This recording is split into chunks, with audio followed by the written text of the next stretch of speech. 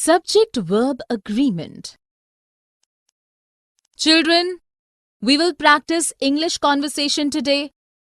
You will all tell me something about yourself and your family.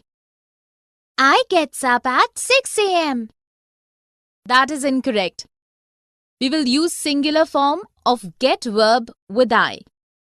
So the correct sentence is, I get up at 6 a.m. My parents wake up at 5 a.m. You are right. Here, parents are more than one, and with plural subject, we will use a plural verb, that is, wake. Definition.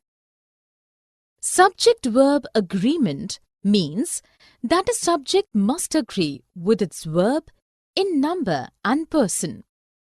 A singular subject needs a singular verb. A plural subject needs a plural verb. I, we, you, and they take plural verb.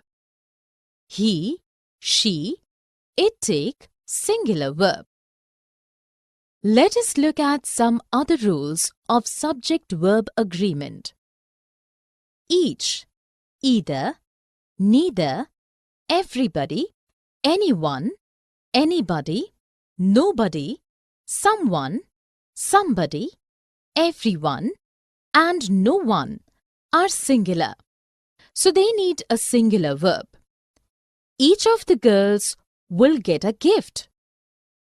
Collective nouns are taken as singular and needs a singular verb. The team is working hard to win the match.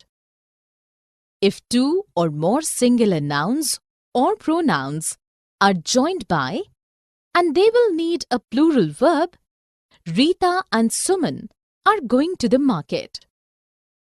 Nouns with plural form but possessing singular meaning require singular verb. The news is shocking. Shivalik Ranges.